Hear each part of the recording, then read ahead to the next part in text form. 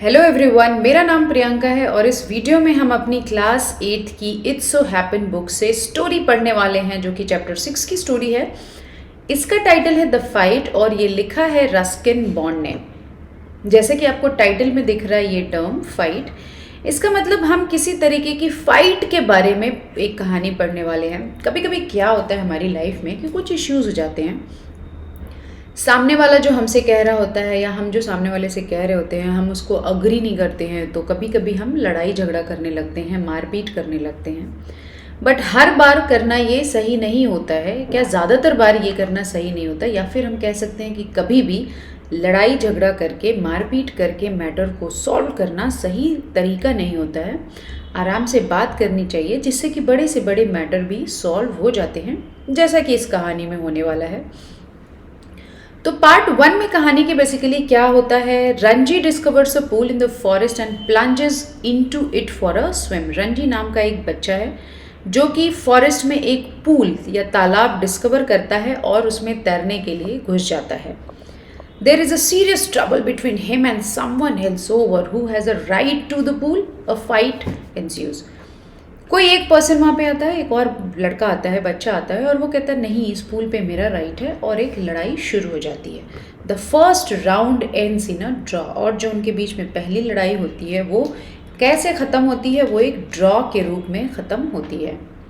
Ranji had been less than a month in Rajpur when he discovered the pool in the forest. अब जब कहानी शुरू होती है तो ये इस बच्चे के नाम से शुरू होती है, Ranji.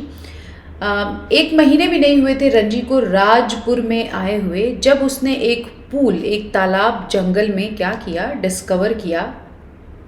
It was the height of summer and his school had not yet open and having as yet made no friends in his semi-hill station, he wandered about a good deal by himself into the hills and forests that stretched away interminably on all sides of the town. Interminably का मतलब यहाँ पे है having और seeming to have no end, जिसका कि कोई अंत ना हो, ऐसा जंगल।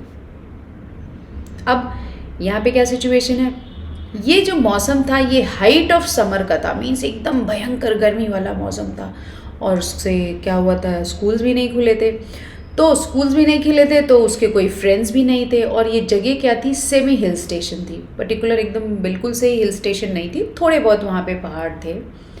तो रंजी क्या किया करता था, वो पूरा दिन घूमा करता था, अकेले ही जंगलों में पहाड़ों में घूमा करता था। और उसे वो जंगल कैसे लगते थे, ऐसे जिनका कि कोई अंत ही ना हो। और वो जो शहर था, जो टाउन था, उसके हर तरफ फैले हुए थे।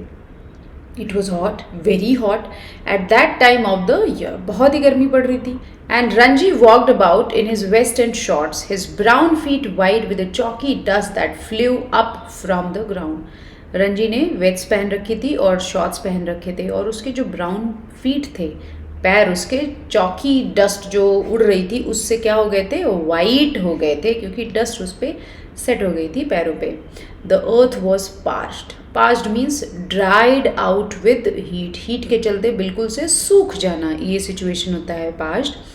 The grass brown, the trees listless. Listless का मतलब है कि एनर्जी ना होना, कोई एंथुजियाज्म ना होना, उत्साह ना होना। Hardly staring, waiting for a cool wind और a refreshing shower of rain. जो धरती है वो बिल्कुल ही सूख चुकी थी बिकॉज गर्मी बहुत थी, और ग्रास ब्राउन हो चुकी थी, पानी नहीं था इसलिए। ट्रीज भी बिना एनर्जी के ही नज़र आ रहे थे, और वो बहुत कम ही मूव करते थे, बहुत कम ही स्टर कर रहे थे, क्योंकि हवा भी नहीं अच्छी चल रही थी। और ऐसा लगता था जैसे कि ये सभी के सभी इंतज़ार कर रहे हैं एक कूल विंड का, या फिर एक अच्छी सी रेन का, रेन के शार का। It was one such a day, a hot, tired day that Ranji found the pool in the forest. ऐसा ही एक दिन था, बहुत ही गर्म दिन था, बहुत ही टायर्ड सा डे था। अब डे को यहाँ पे टायर्ड इसलिए कहा गया है क्योंकि जब सीज़न हॉट होता है तो हम बहुत ही थकावट महसूस करते हैं, इसलिए यहाँ पे डे को टायर्ड कहा गया है। That Ranji found the pool in the forest. और ऐसे ही एक दिन रंजी पूल डिस्कवर करता है फॉरेस्ट में। The water had a gentle translucency. और जो थोड़ा सा ही बस ब्लर था पानी, ट्रांसलूसेंसी का मतलब है inside of the liquid not clearly visible, means visible था बट बहुत ही ज़्यादा साफ नहीं विजिबल था। And you could see the smooth round pebbles at the bottom of the pool, और आप देख सकते थे कि राउंड पेबल्स थे पूल के बॉटम पे। अ स्मॉल स्ट्रीम एमर्ज्ड, और एक पतली सी स्ट्रीम एमर्ज होके कहाँ आई हुई थी? From a cluster of rocks to feed the pool. अब यहाँ पे एमर्ज का मतलब है केम आउट, क्लस्टर इस टर्म का मतलब है a group of similar things. तो यहाँ पे वो सिमिलर थिंग्स क्या हैं? रॉक्स। एक स्मॉल स्ट्रीम एमर्ज हो रही थी, आप इमेज में देख सकते हैं ऐसे कोई पतली सी धारा निकल के कहाँ से आ रही थी? सिमिलर तरीके के रॉक्स से होती हुई आ रही थी, और वो ही इस पूल को पानी प्रोवाइड कर रही थी। During the monsoon this stream would be a gushing torrent. Gushing torrent का मतलब यहाँ है to pour out suddenly, means कि बहुत सारा पानी इन स्ट्रीम्स में हुआ करता था। Cascading, cascading means pouring downwards rapidly and in large quantities. अब यहाँ पे क्या पोर करने की बात हो रही है? Water down from the hills, but during the summer it was बेयरली trickle. Trickle means flow in small streams. Writer कहते हैं कि मानसून के सीजन में ये जो स्ट्रीम है ये बहुत ही ज़्यादा पानी से भरी हुआ करती थी और पहाड़ों से होते हुए गिरती थी नीचे, बट समर के टाइम में बहुत ही कम पानी इसमें था। The rocks, however, held the water in the pool and it did not dry up like the pools in the plains. अब जैसा कि यहाँ पे रॉक्स थे तो चारों तरफ रॉक्स होने से क्या हुआ था? जो पूल का पानी था वो रुका हुआ था बीच में, वो ड्राई नहीं हुआ था जैसा कि प्लेन्स के बाकी के पॉन्ड्स में हो जाता है। When Ranji saw the pool, he did not hesitate to get into it. Ranji ने जब पूल को देखा तो उसे कोई हेजिटेशन नहीं हुई उसमें उतर के स्विम करने में। He had often gone swimming alone or with friends when he had lived with his parents in a thirsty town in the middle of the Rajputana desert. वो अपने दोस्तों के साथ या फिर कभी कभी अकेले भी स्विमिंग के लिए कई बार जाया करता था जब वो रहा करता था कहाँ? अपने पेरेंट्स के साथ राजपुताना डेजर्ट में। कोई मिडिल में एक टाउन था, थर्स्टी टाउन मीन्स वहाँ भी पानी कम ही बरसा करता था। ऐसी ही जगह से वो आया था, डेजर्ट से वो सेमी हिल प्लेस पे आया था। तो जब वो वहाँ रहता था तो कभी कभी अपने फ्रेंड्स के साथ और कभी कभी खुद अकेले ही स्विमिंग के लिए जाया करता था। There he had known only sticky muddy pools, और वहाँ पे उसने कैसे पूल्स देखे थे? स्टिकी, बहुत ज़्यादा चिपचिपे, and muddy, full of mud, ऐसे ही पूल्स देखे थे। क्यों? क्योंकि ऑब्वियसली जब वो थर्स्टी टाउन था जहाँ पे पानी कम बरसता था तो वहाँ पे साफ पानी वाला पूल होना तो पॉसिबल था ही नहीं। Where buffaloes wallowed, wallowed means laid in mud और वाटर, और उसी पूल में बफेलोज भी लेटी रहती थी। And women wash their clothes, और विमेन क्या करती थी? कपड़े धोया करती थी। सेम पूल में ही ये सभी हुआ करता था और पूल साफ भी नहीं हुआ करता था। He had never seen a pool like this, so clean and cold and inviting. और रंजी ने ऐसा कोई पूल कभी नहीं देखा था, इतना साफ, इतना ठंडा एंड इतना इनवाइटिंग, मीन्स बहुत ही ज़्यादा अट्रैक्ट करने वाला पूल रंजी ने नहीं देखा था पहले। वो कैसी जगह से आता? थर्स्टी टाउन से आता, तो वहाँ पे मडी पूल्स हुआ करते थे। He leapt into the water, वो जंप कर गया पानी में। His limbs were supple, supple means flexible, free of any fat, and his dark body glistened. Glistened का मतलब है shine with a sparkling light in patches of sunlit water. अब यहाँ पे ये जो चीज़ बताई जा रही है कि उसकी जो लिम्स हैं वो बहुत ही फ्लेक्सिबल थी। Free of any fat means वो बहुत ही पतला दुबला बच्चा था, और उसकी जो डार्क स्किन्ड बॉडी थी वो इस वक्त शाइन कर रही थी। क्यों? इन पैचेस ऑफ सनलिट वाटर, जो सनलिट मीन्स सनलाइट वाला पानी था जिस पे सनलाइट गिर रही थी, उससे उसकी बॉडी पैचेस में शाइन कर रही थी। पैचेस में शाइन करने से मतलब है कि कहीं कहीं पे बॉडी शाइन कर रही थी, कुछ पार्ट्स पे। The next day he came again to quench, quench का मतलब यहाँ पे है to cool his body in the cool waters of the forest pool. Next day भी वो आया, उसे वहाँ बहुत अच्छा लगा था, तो वो नेक्स्ट डे भी आया अपनी बॉडी को कूल करने उस वाटर फॉरेस्ट में। He was there for almost an hour, sliding in and out of the limpid means transparent green water. लगभग 1 घंटे से वो स्विम कर रहा था, कभी पानी के अंदर जाता, कभी पानी के बाहर आता। और वो पानी कैसा था? ट्रांसपेरेंट और ग्रीन जैसा, कलर के जैसा उसका अपीयरेंस था। और lying stretched out on the smooth yellow rocks in the shade of broad leaved साल ट्रीज। और कभी कभी वो क्या कर रहा था, लेटा था कहाँ पे, अपने आप को स्ट्रेच करके, जो येलो रॉक्स थे और शेड थी ट्रीज़ की, बड़े बड़े पत्तों वाले पेड़ होते हैं जिन्हें हम साल कहते हैं, उन ट्रीज़ के नीचे वो लेट के भी अपना वक्त बिता रहा था। लगभग 1 घंटे से वो वहाँ पे था। It was while he lay thus that he noticed another boy standing a little distance away, staring at him in a rather hostile manner.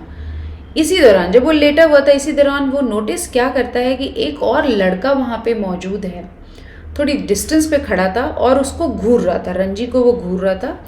And यहाँ पे लाइन में लिखा हुआ है रादर हॉस्टाइल इन मैनर। इसका मतलब है कि वो जो बच्चा रंजी को घूर रहा था वो हॉस्टाइल नज़र आ रहा था, मीन्स वेलकमिंग जेस्चर नहीं था उसका, और वो रंजी को लाइक नहीं कर रहा था वहाँ पे रंजी का होना। The other boy was a little older than Ranji, वो थोड़ा रंजी से बड़ा था, टॉल भी था, थिकेस्ट, और थोड़ी बॉडी में उसकी फैट भी था ज़्यादा रंजी के कंपैरिजन में।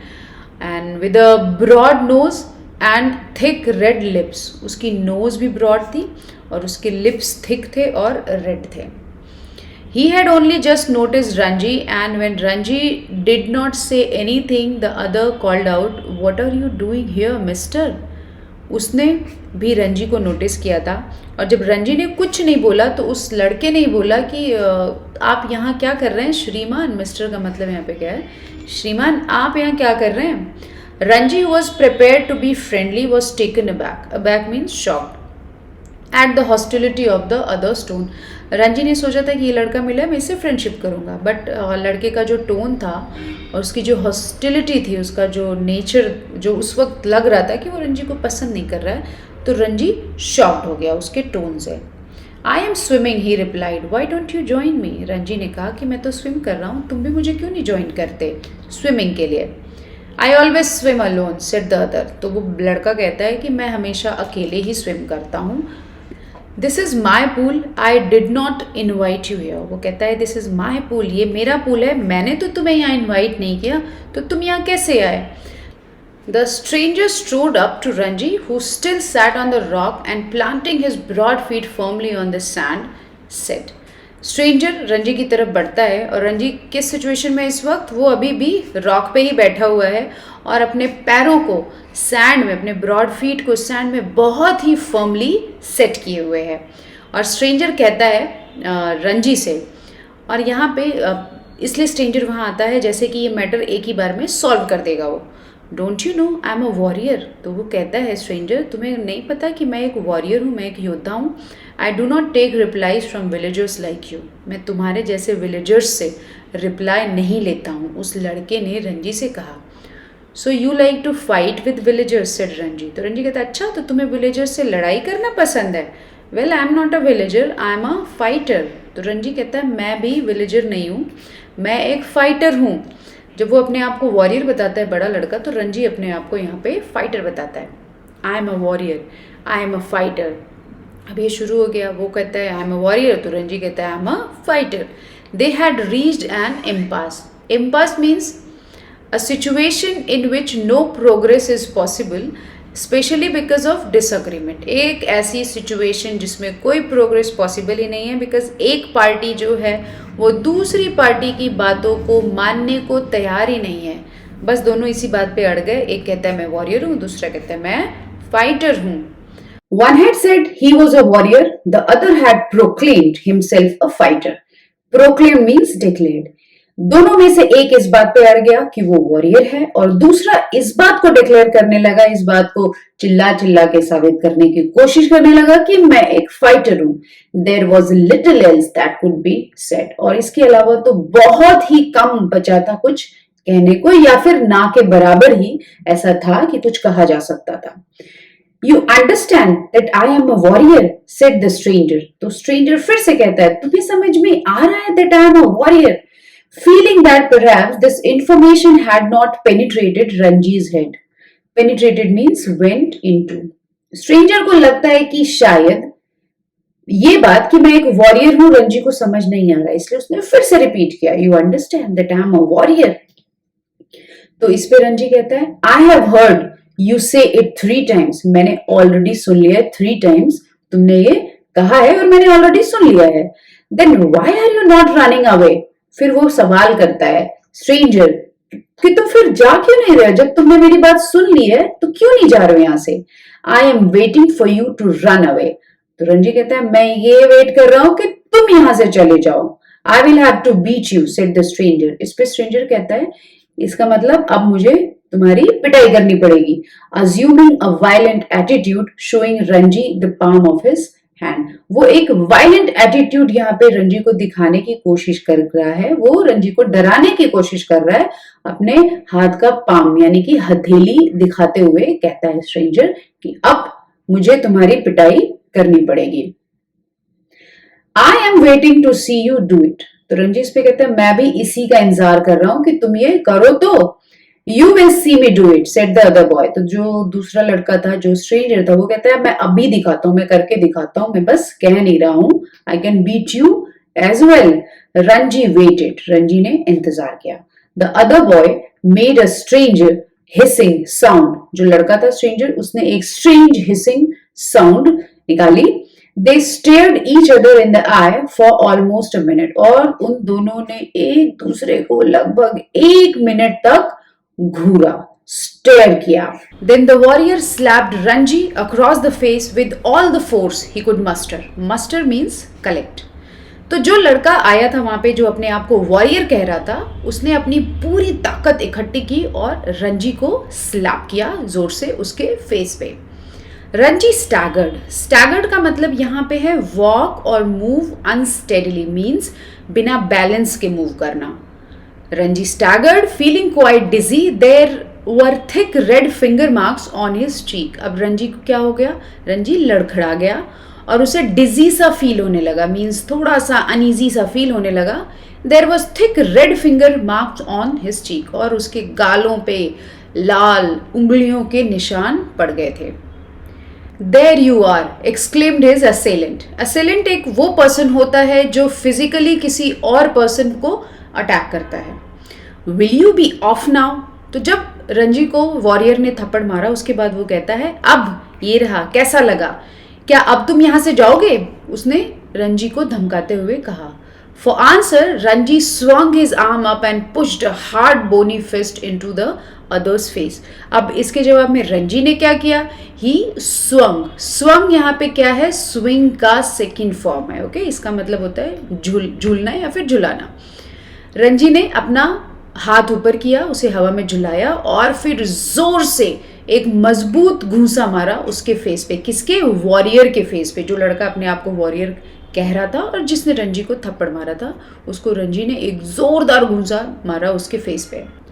And then they were at each other's throats swing. Swing का मतलब है मूव और cause to move slowly on the rock tumbling on to the sand. अब एक दूसरे को थ्रोट को पकड़ के, गले को पकड़ के वो क्या कर रहे हैं? एक दूसरे को मार रहे हैं। कभी वो रॉक पे हैं, कभी वो सैंड पे हैं, एक दूसरे को पटक पटक के यहाँ पे मार रहे हैं। रोलिंग ओवर एंड ओवर, और रोल कर रहे हैं एक दूसरे के ऊपर बार बार। Their legs and arms locked in a desperate violent struggle. और वो बहुत ही ज्यादा वायलेंट स्ट्रगल होने लगा उन दोनों के बीच में। Gasping. Gasping means catch one's breath with an open mouth, means हाँफने लगे। ऑब्वियसली जब इतनी मारपीट वो एक दूसरे के साथ कर रहे हैं तो इसमें एनर्जी लगती है और वो हाँफने लगते हैं। एंड कर्सिंग, और फिर वो बैड वर्ड्स यूज करने लगते हैं, गालियां देने लगते हैं एक दूसरे को। क्लॉइंग। क्लॉइंग मीन्स स्क्रैच करना या कुछ टेयर करना अपने फिंगर नेल से, तो एक दूसरे को खरोंचे भी मार रहे थे, नाखून मार रहे थे। And slapping. They rolled into the shallows of the pool, और वो एक दूसरे को मारते मारते लुढ़क के कहाँ पहुंच जाते हैं? पूल के शैलोज में, मीन्स किनारे पे जहाँ पे कम पानी था वहां पहुंच जाते हैं लुढ़कते लुढ़कते। Even in the water the fight continues as spluttering. Spluttering means making spitting और choking noises. And covered with mud they grabbed for each other's head and throat. अब ग्रॉब का मीनिंग यहाँ पे है सर्च ब्लाइंडली और uncertainly. Obviously जब लड़ाई में हम होते हैं तो एग्जैक्टली हम देखते नहीं हैं, हम अपने आप को सेव करने की कोशिश करते हैं और साथ ही साथ हम सामने वाले पे अटैक करने की भी कोशिश कर रहे होते हैं। तो हमें जहां कहीं भी मौका मिलता है हम उस पर्सन को हिट करने का पूरा प्रयास करते हैं। तो even in the water the fight continued, यहाँ तक कि जब वो लुढ़क के पूल में पहुंच गए वहां भी लड़ाई कंटिन्यूड थी और स्प्लटरिंग का साउंड आ रहा था, मीन जैसे अगर लड़ाई हो पानी में तो जो साउंड है वो। एंड कवर्ड विद मड, अब कीचड़ से दोनों कवर्ड हो चुके थे। दे ग्रॉब्ड, ग्रॉब्ड मीन्स एक दूसरे को मारने की कोशिश कर रहे थे। ब्लाइंडली मीन्स ऑब्वियसली ध्यान से देख के नहीं हिट कर पा रहे थे। For each other's head and throat, और जहां कहीं भी मौका मिल रहा था हेड पे तो हेड पे या फिर थ्रोट पे वो हिट कर रहे थे एक दूसरे को। But after 5 minutes of frenzied, frenzied का मतलब है वाइल्डली एक्साइटेड और uncontrolled unscientific struggle, neither boy had emerged victorious. अब 5 मिनट गुजर गए। किसके 5 मिनट गुजर गए? ये जो वाइल्ड अनकंट्रोल्ड फाइट चल रही थी उसके 5 मिनट गुजर गए और फिर भी कोई भी बॉय इनमें से विक्टोरियस नहीं हुआ, मीन्स कोई भी जीता नहीं। अभी भी लड़ाई जो है 50-50 पे ही चल रही थी, कोई नहीं जीता था। Their bodies heaving with exhaustion.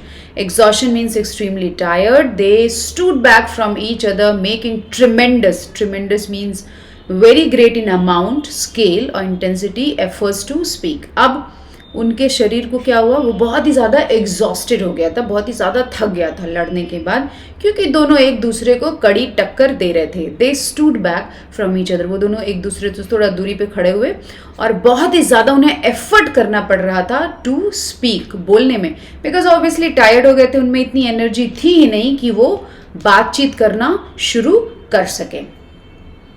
Now do you realise I am a warrior, gasped the stranger. तो स्ट्रेंजर किसी तरह हिम्मत जुटा के कहता है, अपनी सांसें संभाल के कहता है, अब तुम्हें समझ आया ना कि मैं एक वॉरियर हूं।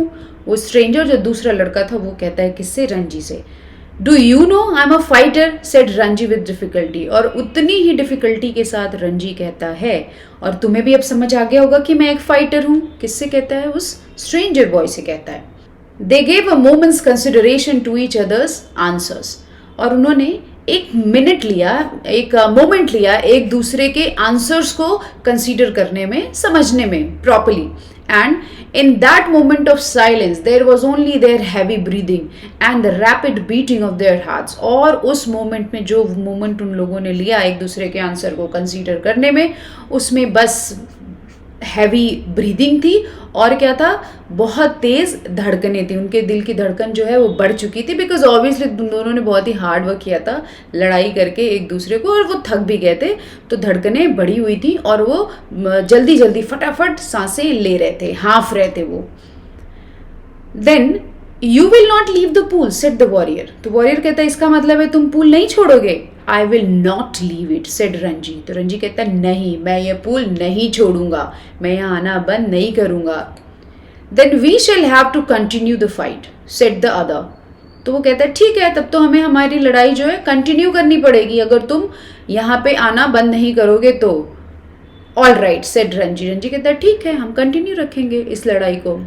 But neither boy moved, neither took the initiative. But उन दोनों में से कोई भी लड़का लड़ाई करना शुरू नहीं करता है यहाँ पे। The warrior had an inspiration, तभी वॉरियर को एक इंस्पिरेशन मिलता है। We will continue the fight tomorrow, he said. और उस इंस्पिरेशन में वो क्या कहता है कि अच्छा, हम एक काम करते हैं, अब हम इस लड़ाई को कल कंटिन्यू करेंगे, क्योंकि आज तो ऑब्वियसली दो के दोनों थक गए थे। तो वॉरियर यहाँ पे एक विचार लेके आता है कि ठीक है, हम इस लड़ाई को यहाँ तो रोकते हैं, लेकिन उसे हम कल जरूर कंटिन्यू करेंगे। If you dare to come here again tomorrow, we will continue this fight and I will not show you mercy as I have done today. और फिर वो कहता है, अगर तुम कल यहाँ आते हो तो मैं क्या करूंगा, मैं इस लड़ाई को कंटिन्यू करूंगा, और I will not show you mercy as I have done today. और आज तो मैंने तुम पे तरस खा के तुम्हें बख्श दिया, तुम्हें छोड़ दिया, लेकिन कल मैं कोई भी तरस नहीं खाने वाला हूं तुम पे। I will come tomorrow. तो रंजी कहता है, मैं आऊँगा, मैं कल तो मैं ज़रूरी आऊँगा। आई will be ready for you, और मैं पूरी तैयारी के साथ आऊँगा, मैं तुमसे मुकाबला करने के लिए तैयार हूँ। जब स्ट्रेंजर रंजी को धमकी देता है तो रंजी भी इक्वली धमकी देता है स्ट्रेंजर को। They turned from each other then and, going to their respective rocks, put on their clothes and left the forest by different routes. फिर वो टर्न करते हैं एक दूसरे से और उस रॉक पे जाते हैं, मीन्स अपने अलग अलग रॉक्स पे जहाँ उन्होंने अपने कपड़े रखे हुए थे वो जाते हैं, उसे पहनते हैं और जंगल से निकल जाते हैं डिफरेंट रूट्स फॉलो करके, अलग अलग रास्तों से होते हुए। अब हम पहुंचते हैं पार्ट 2 में। हम देखते हैं पार्ट 2 में क्या होने वाला है। Next day the two Clements face each other across the pool. Next day भी वो दोनों एक दूसरे को फेस करते हैं पूल पे और एक दूसरे को चैलेंज करते हैं, काउंटर चैलेंज करते हैं और वो एक बेस्ट सोल्यूशन पे पहुंचते हैं जो उनके अकॉर्डिंग ये था कि आपस में लड़ाई करना फ़ायदा नहीं है, एकजुट होके किसी चीज़ के लिए ही लड़ना अच्छा होगा, एक दूसरे से लड़ने से ये बेहतर होगा। When Ranji got home, he found it difficult to explain the cuts and bruises that showed on his face, leg and arms. जब रंजी घर पहुंचता है तो उसके लिए बहुत मुश्किल हो जाता है एक्सप्लेन करना जो उसको कट्स लग गए थे, जो चोट के निशान थे उसके चेहरे पे, पैरों पे, हाथों पे। वो बहुत ही उससे मुश्किल हो जाता है एक्सप्लेन करना अपने घर पे, अपने घर वालों को, पेरेंट्स को कि ये कैसे लगा। It was difficult to conceal, means hide, the fact that he had been in an unusually violent fight. और ये बहुत ही मुश्किल हो गया था उसके लिए ये बात छुपाना कि वो एक बहुत ही ज़्यादा वायलेंट फाइट में इन्वॉल्व था, मीन्स बहुत ज़्यादा लड़ाई झगड़ा करके वो घर पे आया हुआ है, क्योंकि ऑब्वियसली पेरेंट्स को समझ में आ जाता है।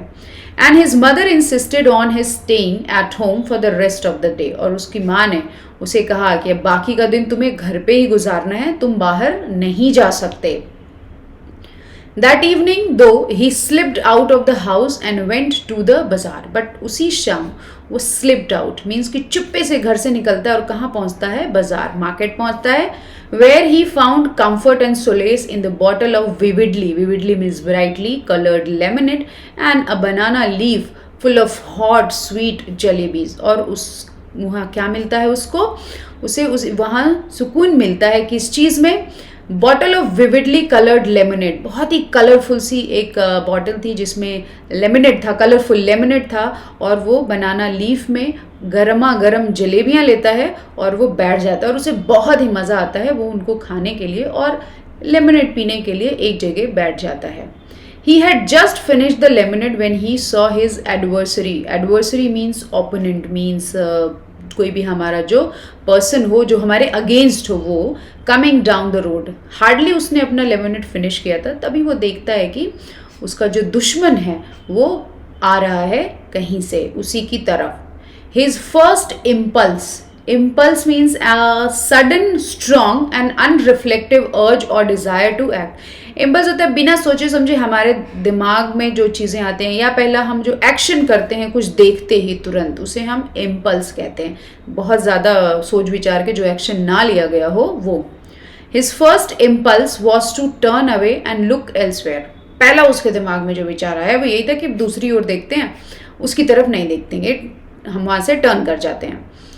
His second to throw the lemonade bottle at his enemy। और जो दूसरा थॉट उसके दिमाग में आया वो ये था कि ये लेमनेड बॉटल उठा के उसके ऊपर फेंक दूं, जो मेरा दुश्मन है उसके ऊपर फेंक दूं। दो विचार आए उसके मन में, पहला ये कि उसकी तरफ से मुंह फेर लूं और दूसरा ये कि लेमनेड की बॉटल उठा के उसके ऊपर फेंक दूं।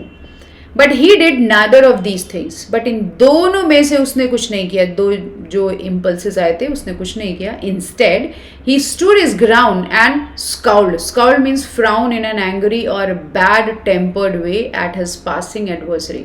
बट उन दोनों एक्शंस में तो उसने कुछ नहीं किया, बट उसने क्या किया, वो वहीं पे खड़ा हो गया और एक फ्राउन वाला लुक दिया अपने एनिमी को। मीन्स उसने अपनी भौहें ऊपर की और उसे एक एंगर वाला लुक दिया। किसे? अपने ओपोनेंट को, दुश्मन को। And the warrior said nothing either but scowled back with equal ferocity. और वॉरियर ने भी रिटर्निंग में कहा तो कुछ नहीं बट सेम वे में उसे लुक दिया। कौन सा? एंगर वाला। The next day was as hot as the previous one. दूसरा दिन भी उतना ही हॉट था जैसा कि इसके पहले वाला दिन था जिस दिन वो फाइट होती है। Ranji felt weak and lazy and not at all eager for a fight. Ranji बहुत ही लेजी सा फील कर रहा था, वीक सा फील कर रहा था और उसमें लड़ाई के लिए कोई इच्छा नहीं थी इस वक्त, एटलीस्ट उस दिन नहीं थी। His body was stiff and sore after the previous day's encounter। जो पिछले दिन लड़ाई हुई थी उससे उसकी बॉडी बहुत ही स्टिफ हो गई थी और उसका शरीर जो है दर्द कर रहा था. But he could not refuse the challenge. But obviously ये भी है, अगर कोई सामने से चैलेंज करता है तो आप ये कह तो नहीं सकते ना कि मेरे बॉडी में बहुत दर्द हो रहा है, तकलीफ हो रही है और मैं लड़ाई नहीं कर सकता, क्योंकि इससे तो सामने वाला ऑब्वियसली मान जाएगा कि आप हार मान चुके हैं. और रणजी ऐसा कैसे कर सकता था? Not to turn up at the pool would be an acknowledgement of defeat. Acknowledgement means here acceptance. और अगर दूसरा ऑप्शन जो ये था कि पूल पे वो जाए ही ना, तो अगर वो नहीं जाता तो ये इस बात का एक्सेप्टेंस हो जाता कि वो हार मान चुका है. और रणजी ये भी नहीं चाहता था, ये मैसेज भी उस स्ट्रेंजर तक नहीं पहुंचने देना चाहता था कि वो हार मान चुका है. From the way he felt just then, he knew he would be beaten in another fight. और उसे पता नहीं क्यों फीलिंग आई कि अगर वो पूल पे जाता है उस दिन तो ऑब्वियसली एक और फाइट होगी और उसे बहुत ही ज़्यादा मार पड़ने वाली है. But he could not acquiesce. Acquiesce means accept something reluctantly but without protest. ये यहाँ पे इस बात को भी एक्सेप्ट नहीं कर पा रहा था. इन हिज ओन डिफीट, अपनी हार भी वो एक्सेप्ट नहीं करना चाह रहा था. उसे बॉडी एक हो रहा था, वो नहीं चाहता था कि वो लड़ाई में इन्वॉल्व हो, क्योंकि उसे मालूम था कि उसे बहुत ही मार पड़ेगी अगर वो दूसरी लड़ाई करता है तो. बट वो अपनी डिफीट भी एक्सेप्ट नहीं करना चाहता था, ऐसा मैसेज नहीं पहुंचने देना चाहता था उस स्ट्रेंजर तक कि वो हार मान रहा है. He must defy. Defy means refuse to obey his enemy to the last or outwit him, for only then could he gain his respect. अब उसके दिमाग में एक बात आती है कि अगर वो डिफाई करता है मीन्स डिसॉबे करता है. डिसॉबे करने से यहाँ मतलब ये है कि स्ट्रेंजर ने उसे मना किया था पूल पे आने से, और अगर वो पूल पे जाता है तो मतलब उसने डिफाई किया है. तो उसे डिफाई भी करना है अपने एनिमी को और आउटविट भी करना है. आउटविट मीन्स उसे हराना भी है. तभी वो उसकी रिस्पेक्ट गेन कर सकता है, अपने स्ट्रेंजर की रिस्पेक्ट गेन कर सकता है अगर वो उसे डिसॉबे करता है और उसे हराता है तब. ये किसके थॉट्स हैं? ये हैं रणजी के thoughts. If he surrendered now he would be beaten for all the time. वो कहता है, अगर वो सोचता है अपने आप मन में सोचता है कि अगर इस वक्त उसने सरेंडर किया ना तो हमेशा हमेशा ही उसे मार पड़ने वाली है. But to fight and be beaten today left him free to fight and be beaten again. और उस दूसरा थॉट उसके दिमाग में क्या आता है कि अगर मैं आज लड़ाई करता हूँ और अगर मैं उससे जीत जाता हूँ तो आगे के लिए मुझे उससे लड़ाई भी नहीं करनी पड़ेगी, और जो ये मार खाने का विचार इसके मन में आ रहा है बार बार कि मुझे भी मार पड़ेगी, उससे भी वो आज़ाद हो जाएगा. As long as he fought, he had a right to the pool in the forest. और जब तक वो ये लड़ाई कंटिन्यू रखता है और अगर जीत भी जाता है तो पूल पे उसका राइट बना रहेगा. जो जंगल में पूल वो सर्च करता है पहले, उस पे उसका राइट बना रहेगा, उसमें वो आराम से स्विम कर सकता है. ये सारी चीज़ें रणजी के दिमाग में चल रही होती हैं. He was half hoping that the warrior would have forgotten the challenge. और दूसरा विचार ये भी आ रहा था, एक और विचार आ रहा था कि मे बी वो चैलेंज के बारे में भूल चुका हो warrior. But these hopes were dashed. Dashed means plan destroyed when he saw his opponent sitting stripped to the waist on a rock on the other side of the pool. But ये जो भी उम्मीदें वो लगा रहा था कि मैं अगर जीत गया तो मेरा राइट पूल पे बना रहेगा, और या फिर वो एक और उम्मीद ये लगा रहा था कि शायद मेरा ओपोनेंट भूल जाए चैलेंज के बारे में, तो ये सभी उसका जो होप है वो डिस्ट्रॉय हो जाती है. क्योंकि जब वो पूल पे पहुंचता है तो वो क्या देखता है कि उसका ओपोनेंट ऑलरेडी वेस्ट तक कपड़े उतार के रॉक पे बैठा हुआ है पूल के दूसरी तरफ. The warrior was rubbing oil on his body. He saw Ranji beneath the sal trees and called a challenge across the waters of the pool. Warrior उस वक्त क्या कर रहा था? अपने बॉडी पे ऑयल लगा रहा था, रब कर रहा था, और उसने रंजी को देखा जब पेड़ के उस तरफ, साल ट्री के उस तरफ, तो उसे वो चैलेंज के लिए ललकारता है, उसे बुलाता है. Come over on this side and fight. वो उसे बुलाता है रंजी को, इस तरफ आओ और लड़ाई करो मुझसे. He shouted, वो चिल्ला के बोलता है. But Ranji was not going to submit to any conditions laid down by his opponent.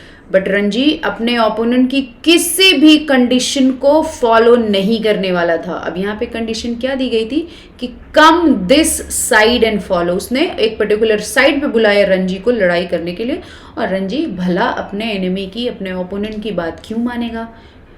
Come this side and fight, he shouted back with equal vigour. इस पे रंजी भी उसी फोर्स के साथ चिल्ला के कहता है नहीं तुम इस साइड आओ और हम लड़ाई करेंगे।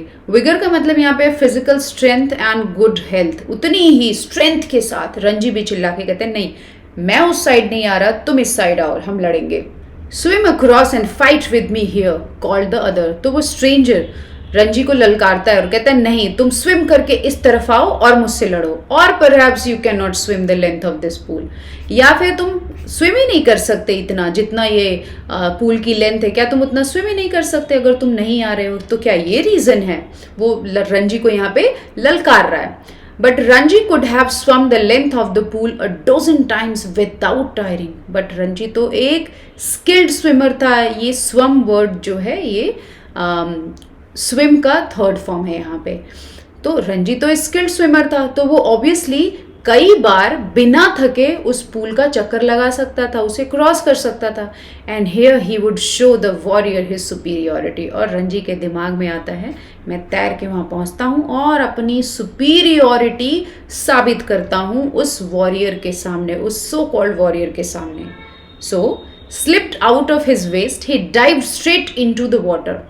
वो अपनी वेस्ट उतारता है और फटाक से डाइव करता है पानी में, cutting through it like a knife. और एक चाकू की तरह इसे काटता हुआ, किसको? पानी को काटता हुआ।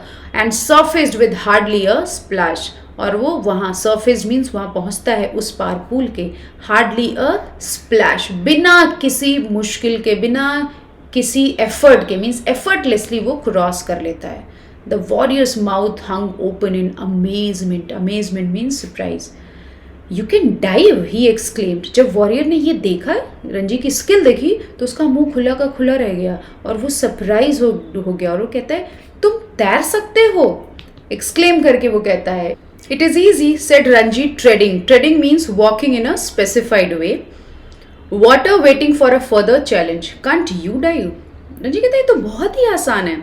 वो पानी में मूव करता हुआ दूसरा चैलेंज जो है उसका इंतजार करते हुए कहता है क्या तुम डाइव नहीं कर सकते? किससे कहता है? उस स्ट्रेंजर से कहता है।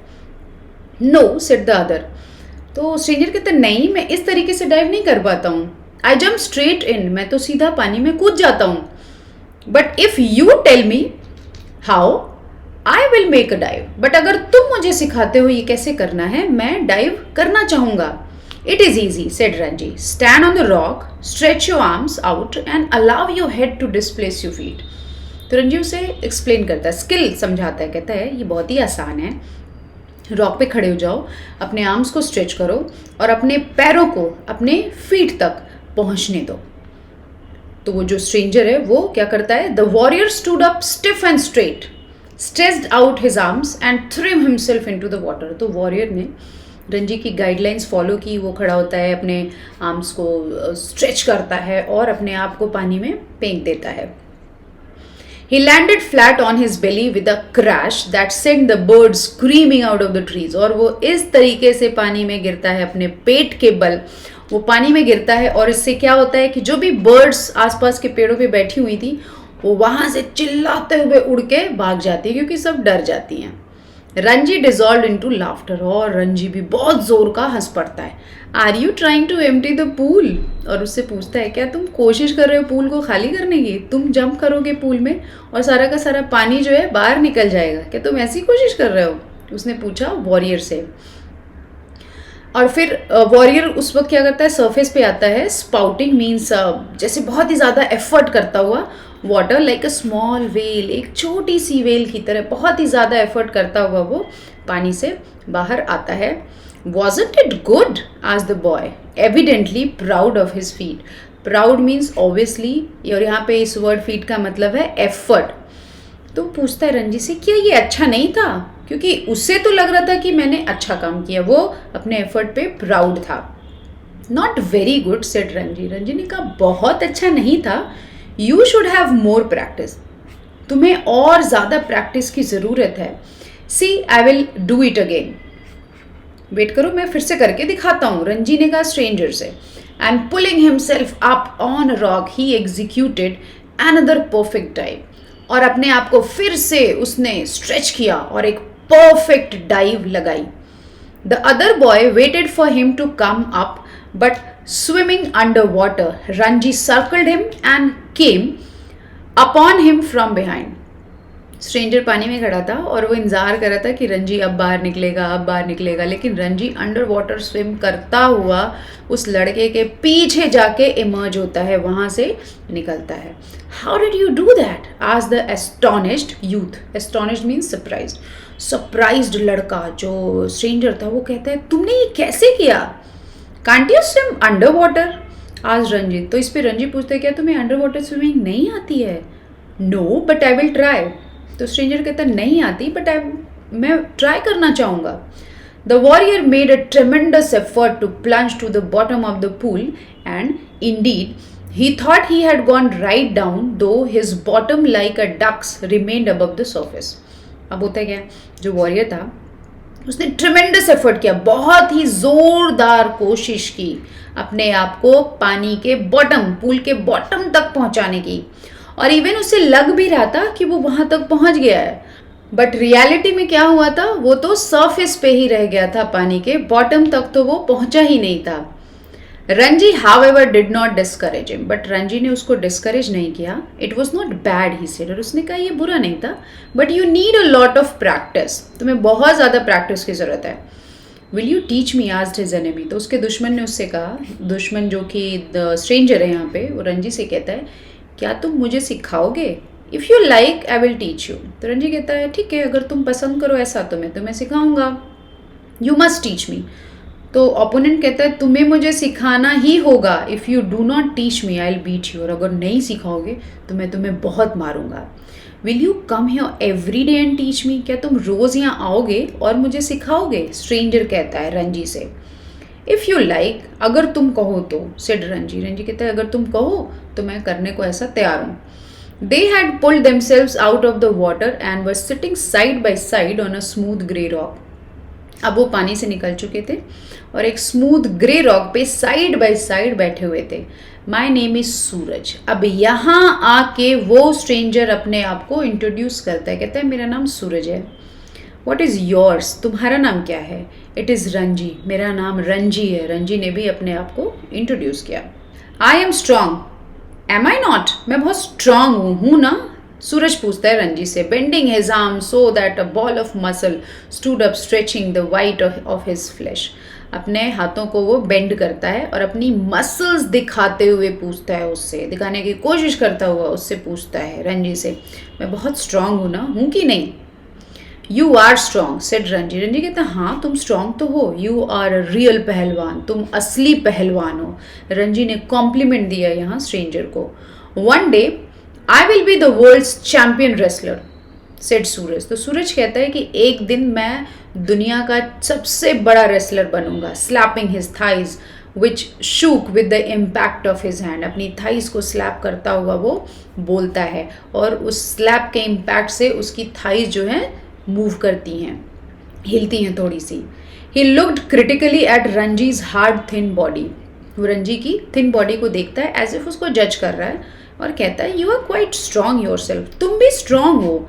ही conceded, he agreed, but you are too bony. But तुम बहुत पतले हो, बहुत दुबले हो। सूरज ने कहा रंजी से, I know you people do not eat enough. मुझे मालूम है तुम लोग ठीक से खाना नहीं खाते हो। You must come and have your food with me. तुम्हें कभी आना चाहिए और मेरे साथ खाना खाना चाहिए। आई ड्रिंक 1 सेर ऑफ मिल्क एवरी डे। मैं रोज 1 सेर दूध पीता हूँ। ये रंजी को बताता है कौन? Stranger. We have got our own cow. हमारे पास हमारी खुद की गाय है। Be my friend and I will make you a pahalwan like मी। तुम मेरे दोस्त बन जाओ, मैं अपनी तरह तुम्हें भी एक पहलवान बना दूंगा।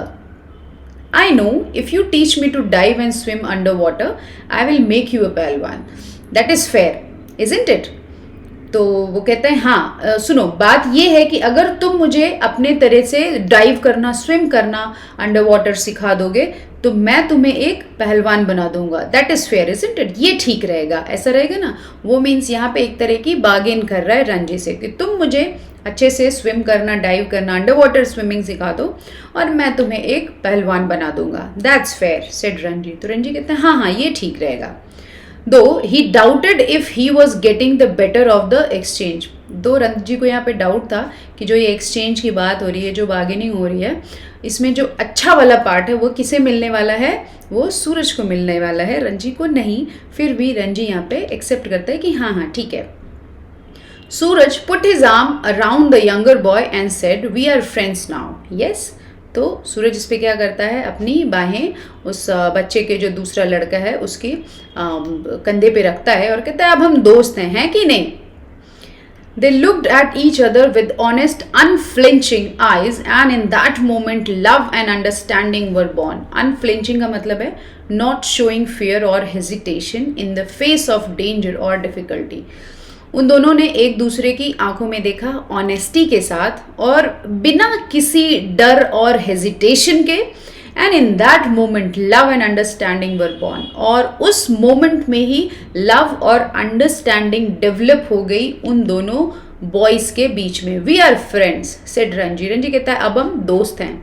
The birds had settled again in their branches. और जो बर्ड्स उड़ी थी सूरज के डाइव करने पे वो वापस अपने ब्रांचेस पे आके बैठ चुकी थी।